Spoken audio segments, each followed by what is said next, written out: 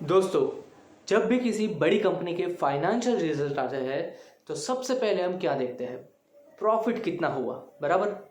Bajaj housing finance ने अपने quarter 4 FY26 के रिजल्ट अनाउंस कर दिए हैं और हेडलाइन बोल रही है कि प्रॉफिट 14% बढ़कर 669 करोड़ हो गया है।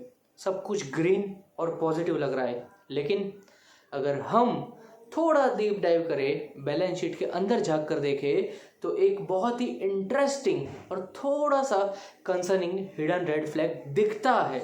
आज के इस वीडियो में हम इस रेड फ्लैग को डिटेक्ट करेंगे, मार्जिन प्रेशर और डबल प्रोविजंस के बारे में बात करेंगे।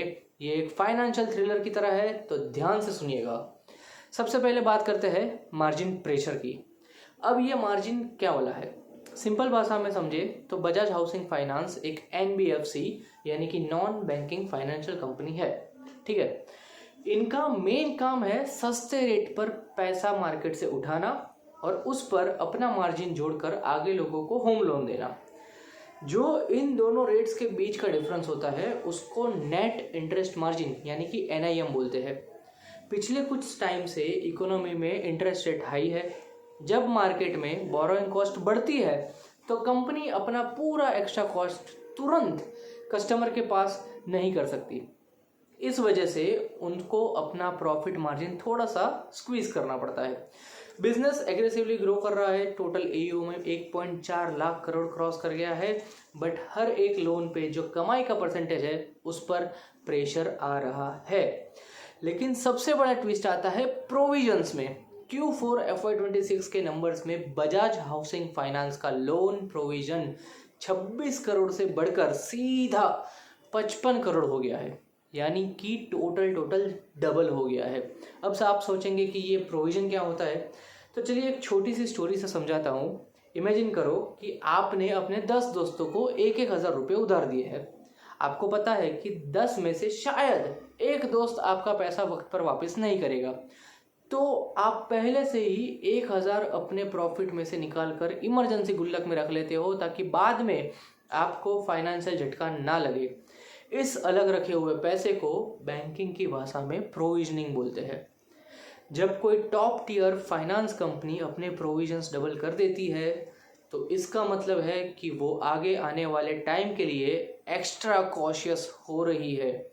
हाई इंटरेस्ट रेट एनवायरनमेंट में लोगों की EMI बढ़ जाती है और कुछ बोरोवर्स के लिए EMI टाइम पर पे करना मुश्किल हो जाता है। कंपनी को लग रहा है कि शायद कुछ लोन्स फ्यूचर में स्ट्रेस में आ सकते हैं या फिर डिफ़ॉल्ट कर सकते हैं। हालांकि ध्यान रखने वाली बात यह है कि बजाज का ग्रॉस NPA जो कि नॉन परफॉर्मिंग एसेट्स उनका है अभी भी बहुत कम है, जो कि सिर्फ 0.27% के आसपास है। एसेट क्वालिटी उनकी ये पूरे क्लास में, ये पूरे सेक्टर में बेहतरीन है। तो प्रोविजंस क्यों बढ़ाए हैं? ये इनकी एक बहुत स्मार्ट और कंजर्वेटिव स्ट्रेटेजी है। RBI के नए स्ट्रिक्ट रेगुलेशन को फॉलो करते हुए वो अपनी बैलेंस शीट को किसी भी फ्यूचर शॉक के लिए बुलेट प्रूफ बनाना चाहते हैं। तो एज एन इन्वेस्टर क्या आपको इस चीज़ से पैनिक करना चाहिए? बिल्कुल पैनिक नहीं करना चाहिए। बजाज हाउसिंग फाइनेंस एक बेहद बड़ी है और लेकिन मतलब आप मान लीजिए कि ये नंबर बहुत बड़ा है जो कि यहाँ पे इन्होंने दिया है। सिर्फ हेडलाइन का नेट प्रॉफिट देखकर आप खुश नहीं हो सकते हैं। एक इंटेलिजेंट इन्वेस्टर हमेशा ये देखता है कि कंपनी का फ्यूचर रिस्क कैसे मैनेज कर रही है। मार्जिन पे दबाव बढ़ रहा है और प्रोविजन जो है इन्होंने बढ़ाया है, तो वो भी एक रियल इंडिकेटर है। तो इसको भी आपको ध्यान में रखना पड़ेगा कि ग्राउंड रियलिटी में इकोनॉमी किस डायरेक्शन में जा रही है और इस हिसाब से इसको किस हिसाब से ये लोग यूज़ कर रहे हैं। अगर आपको ये वीडियो पसंद आया हो तो आप इसको दोस्तों लाइक कर दीजिए और कमेंट कीजिए अपना व्यू इस वीडियो के ऊपर और सब्सक्राइब कीजिए हमारा चैनल। देखते रहिए फंडे का फंडा।